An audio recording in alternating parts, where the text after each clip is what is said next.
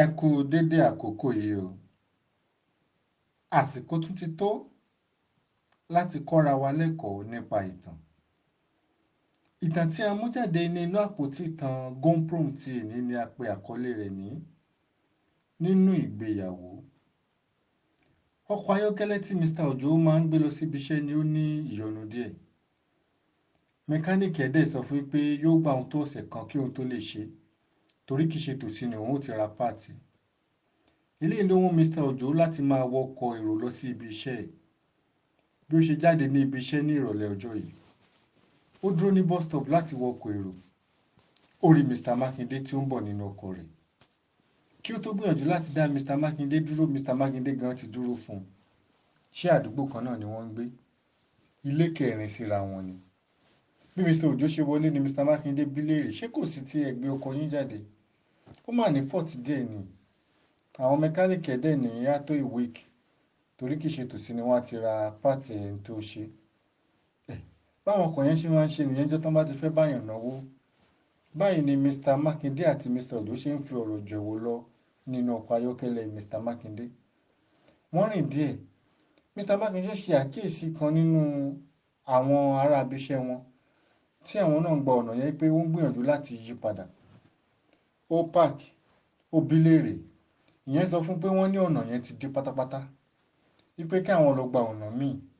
Bó tiẹ̀ jẹ́ pé ọ̀nà míì yẹn ó jìnnà ju ọ̀nà eléyìí lọ, ṣùgbọ́n ó máa ń free. Mr. Mákindé àti Mr. Òjó náà pinnu bẹ́ẹ̀ pé káwọn lọ gba ọ̀nà yìí tí ó jìnnà yẹn ṣùgbọ́n tí ó máa ń free, kí àwọn lè tètè délé. Báyìí ni àwọn náà gbìyànjú láti yí padà tí wọ́n lọ gba ọ̀nà yẹn. Sí ìyàlẹ́nu nígbà tí wọ́n dé ọ̀nà tí ó máa ń free, ọ̀nà yìí náà ti dí.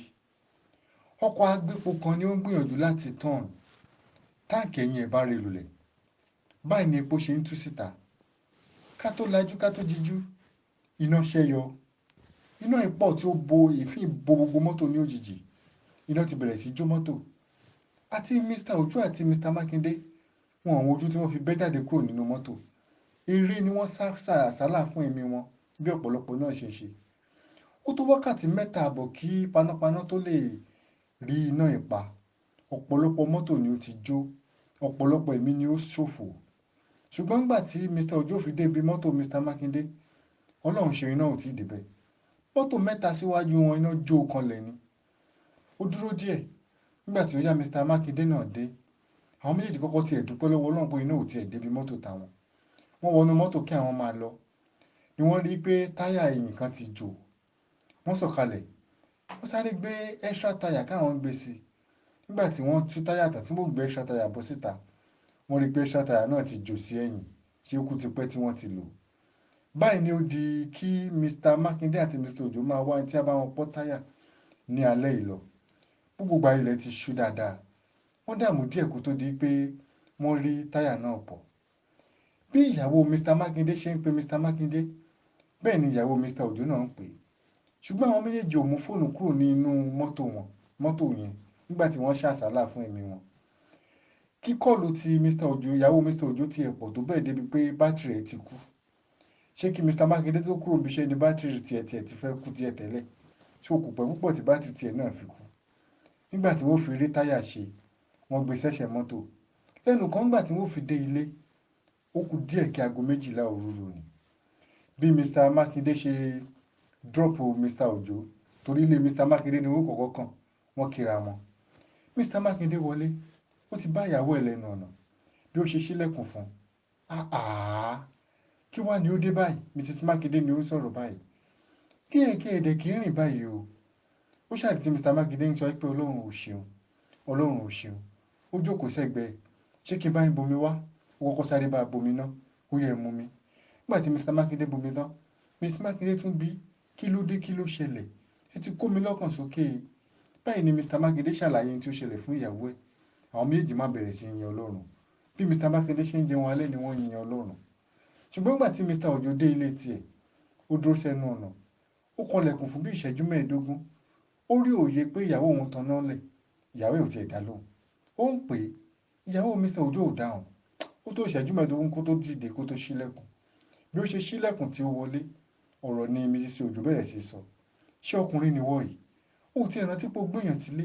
kí o fẹ́ pààyàn ni ò sọ fún mi pé o ti bẹ̀rẹ̀ ìrìnkúrìn wà á dẹ̀ kọ́kọ́ wálé ná kó tó tẹ̀lé àwọn olóṣì olórí burúkú ẹ lọ àwọn irú ọkùnrin wo leléyìí ṣé ìwà ẹranko kọ́ ló wù yìí ọ̀rọ̀ kò gbàkúgbé ni oríṣiríṣi ni ó bẹ̀rẹ̀ sí sọ sí ọkọ ẹ̀ Mr. Ojo ò sọ nǹkan kan ó wọlé ó yí aṣọ ẹ̀ padà ó gbìyànjú lọ sí ibi dining ẹ̀ láti jẹun kò bá oúnjẹ kankan bẹ̀ ó lọ sí kitchen Mrs. Ojo ti tilẹ̀kùn kitchen pa ebi pa Mr. Ojo mọ́jú lálẹ́ ẹjọ́ yìí ni ó sùn sí pálọ̀ ni ó sùn sí kò lọ sùn sí yàrá ti ìyàwó ẹ̀ nígbà tí ilẹ̀ mọ́ ó múra ó jáde lọ fún ibi iṣẹ́ rẹ̀ ọjọ́ kejì nígbà tí ó di ìrọ̀lẹ́ ọjọ́ yìí gangan ní Mrs. Ojo rí Mrs. Makinde ní street wọn ibi tó ti ń rìn lọ báyìí ni Mrs.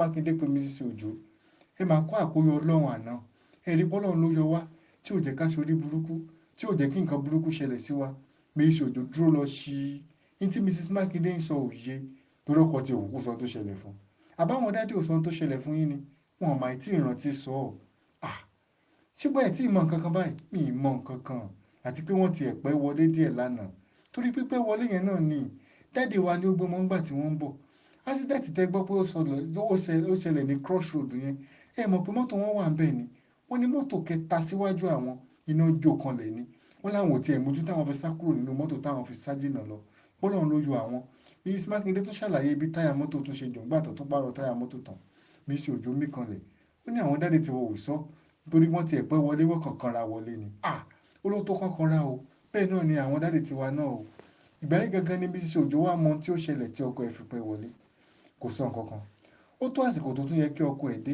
kò tí ì rí ọkọ kó dé ó pe nọ́mbà ọkọ yóò gbé ó jáde lọ sí street ó pàdé Mr. Makinde ó kí Mr. Makinde ẹ ṣé àná o ẹ ṣé gan o àwọn madam ló jẹ́ kí n mọ tí ó ṣẹlẹ̀ àwọn dádì ò tiẹ̀ tí ì sọ ohun tí ó ṣẹlẹ̀ fún wa wọ́n kàn kanra wọlé lánàá ni ó ní ó bá àṣírí nìyẹn o adúpẹ́ lọ́wọ́ Ọlọ́run ṣẹ́yìn náà lẹ́wà gbé wọn nígbà tí wọ́n bọ̀ lénìí èmi náà ni mo gbé wọn nígbà tá a dé junction bẹ́yẹn náà ní àwọn fẹ́ yàwó bọ́ọ̀lù mo dẹ̀ ní kán wá wo bọ́ọ̀lù ńlé wọ́n ní ìta ló ti wọ àwọn káwọn wò Mrs. Ojo ní ẹ̀kọ́ kan wọ́n máa ń fẹ́ wò ń tà bẹ́ẹ̀ báyìí ni Mr. Makinde lọ ìyé ìgan ló jẹ́ kí Mrs. Ojo mọ ibi tí ọkọ ẹ̀ wà ó wọlé ó múra ó gba bí bọ́ọ̀lù yẹn lọ ló ṣe débẹ̀ ní orí ọkọ ẹ̀ lọ́ọ̀kan oúnjẹ búrẹ́dì àti soft drink soft drink ó súnmọ́ ó kí Mr. Ojo ò tiẹ̀ dáhùn màmá ń dúró díẹ̀ ńlé o àwọn náà ní kí n wá pè wá ń bí yìí o màmá wo Mr. Ojo ni ó dáhùn báyìí màmá kan náà grandma kan náà kété ni Mr. Ojo dìde ṣé grandma rẹ̀ kúkú ti pè lọ́sàn tẹ́lẹ̀ pé ìyàwó ti fẹjọ́ sùn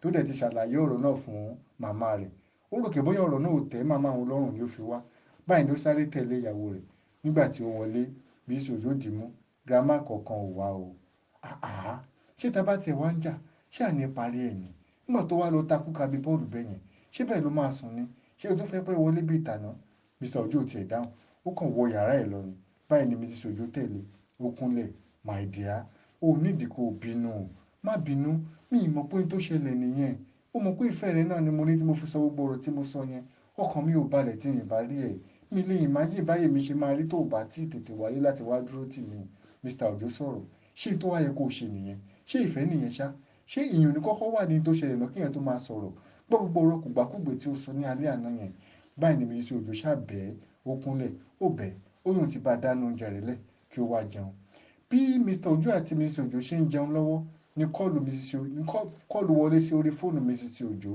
màmá rẹ̀ ni ó pè ṣé ìbejì ni Mrs. Ojo màmá rẹ̀ sọ fún ní orí fóònù pé kó jọ tí ó bá ti di àárọ̀ kó tètè bóun lọ sí ilé Kẹ́hìndé rẹ̀ o nítorí Kẹ́hìndé rẹ̀ àti ọkọ rẹ̀ wọ́n ń jà wọ́n dẹ̀ ní ìjà náà pọ̀ gan-an Mr. Ojo wò pé kí ló lè fàjà ó gbìyànjú láti pe Kẹ́hìndé ìyàwó rẹ̀ kò tiẹ̀ gbé rárá nígbà tí ilẹ̀ mọ́ wọ́n sáré múra wọ́n gba ibẹ̀ lọ nígbà tí wọ́n débẹ̀ tí Kẹ́hìndé ìyàwó rẹ̀ àti ọkọ rẹ̀ ń tojọ́ Mr. Ajani Kẹ́hìndé wọ́n wá rí gbangba pé Mr. Ajani tí ń ṣe ọkọ Kẹ́hìndé ìyàwó rẹ̀ náà wà ń bẹ ìṣẹ̀lẹ̀ tí ó ṣẹlẹ̀ ní ijọ́ yẹn tí ó jẹ́jẹ́ pé ibi tí ọkọ Kẹ́hìndé ti ń sáré lọ tiẹ̀ fóònù ẹ̀ ti jùnù pátápátá bí ìyàwó tiẹ̀ náà Kẹ́hìndé ṣe ń gbìyànjú láti pè ní orí pè nígbà tí Kẹ́hìndé náà wọlé aago 12 ti kọjá ọ̀rọ̀ kògbákùgbé ni Kẹ́hìndé ìyàwó rẹ̀ náà ló sọ sí ọkọ rẹ̀ ọkọ ò lè mọ ọ̀rọ̀ ẹ̀ mọ́ra mọ́ ni ó bá ju ìfọ́tí sí i báyìí ni Kẹ́hìndé náà bù láṣọṣo báyìí ló dìjà tí gbogbo ara lé ń pé tó bá bá wọn pé sí títí tó fi di ìjà náà fi di ijọ́ kejì. Mr. Òjó pe Kẹ́hìndé ìyàwó rẹ̀ Àjàní, ó pè lọ síta, ó bá sọ̀rọ̀, ó fi ìrírí tiẹ̀ náà bá sọ̀rọ̀. Báyìí ni Mrs. Òjó náà bá Táíwò rẹ̀ sọ̀rọ̀. Irú nǹkan tó ṣẹlẹ̀ ní ìdílé tiwa náà ni. Wọ́n ṣàbá wọn yanjú ọ̀rọ̀ yẹn kí wọ́n tó máa lọ ní àárọ̀. Nígbà tí wọ́n wá ń padà lọ, Mrs. Òjó mí kanlẹ̀, ó ní my dear, gbóhun tó ṣẹlẹ̀, ní tó ṣẹlẹ̀ sí irú ìdílé wa tí a parí ẹ̀ pẹ̀lú odi ijọ́ kan, òun yóò máa ṣẹlẹ̀ sí ìdílé àwọn Kẹ́hìndé tí ó di tí àwọn èèyàn wá ń bá wọn parí ẹ̀ tán ń nara wọn lé lórí. Mr. Òjó mi rí, ó ní bẹ́ẹ̀ ni, ó mọ̀ pé tó ṣẹlẹ̀ ní inú ìdílé kan tí wọ́n fi ayọ̀ àti ẹ̀rín parí ẹ̀, ó náà ni ó ṣẹlẹ̀, irú ẹ̀gẹ́lẹ́ ni ó ṣẹlẹ̀ ní inú ìdílé mi tí ó di odi fún ọjọ́ méjì mẹ́ta kan tó yanjú ẹ̀. Irú ẹ̀gẹ́lẹ́ náà ni ó tún ṣẹlẹ̀ ní inú ìdílé mi tó di tí wọ́n pariwo tí etí méjì mẹ́ta ń bá wọn parí ẹ̀ tí ó tiẹ̀ di tí ó ń tú ìdílé náà ká. Àbó rí pé irú tó ṣẹlẹ̀ sí àwọn Mr. Mákindé tí àgbẹjọ́, òun ló ṣẹlẹ̀ sí ìdílé tiwa tó jẹ́ pé odi ọjọ́ kan ni ayàn tí ó fi parí fún odidi alẹ́jọ́ kan, òun náà ni ó ṣẹlẹ̀ sí ìdílé àwọn nínú ìdílé àwọn Kẹ́hìndé ẹ̀ tí ó di tí àwọn èèyàn wá ń bá wọn parí ẹ̀ kó tó di pé wọ́n lè parí ẹ̀ fúnra wọn. Mrs. Òjó mí kanlẹ̀, ó ní ọgbọ́n ni èèyàn fi ń mú ìdílé ro, kò sí kíhun tó wù kó ṣẹlẹ̀ nínú ìgbéyàwó, ọgbọ́n Ọlọ́run àti sùúrù òun ni èèyàn fi ń gbé ìgbéyàwó ró. Gbogbo ìgbéyàwó tí ó ń túká, òun náà kọ́ ni iṣẹ́ èṣù, àìlè ní sùúrù àti lo ọgbọ́n òun ni ó fà á. Mr. Òjó ní ṣé ìwọ náà ti rí bẹ́ẹ̀? Bí ó ṣe yẹ kó rí nínú gbogbo ìdílé nìyẹn, kò yẹ kó jẹ́ kí gbogbo nǹkan òun náà ni àní mọ ìdí ẹ̀ tí a fi máa gbé ìgbésẹ̀. Àwọn méjèèjì rẹ́rìn nígbà tí wọ́n wọ ilé wọn. Gbogbo àwa tí a wà ní abẹ́ ohùn mi, mi mọ̀ bóyá a ti rí ẹ̀kọ́ kan tàbí méjì kọ́ ní inú ìdílé mẹ́tẹ̀ẹ̀ta yìí. Oríṣiríṣi stages ni a máa là kọjá nínú ìgbéyàwó. Báwo ni a ṣe ń fi ọgbọ́n Ọlọ́run handle ẹ̀? Báwo ni a ṣe ń sọ̀rọ̀ sí? Àwọn olóyìnbó ní for every action there will be a reaction. Àwọn Yorùbá ní ìsọ̀rọ̀ ìgbésì. Báwo ni a ṣe ń sọ̀rọ̀ sí? Báwo ni a ṣe ń dá ẹnì kejì wa lóhùn? Ọlọ́run á fún wa ní ọgbọ́n àti sùúrù kí a tó gbé ìgbésẹ̀ kí ìgbésẹ̀. Ẹ jẹ́ ká fi sùúrù wádìí kí a dẹ̀ mọ̀ bí a ṣe máa sọ̀rọ̀.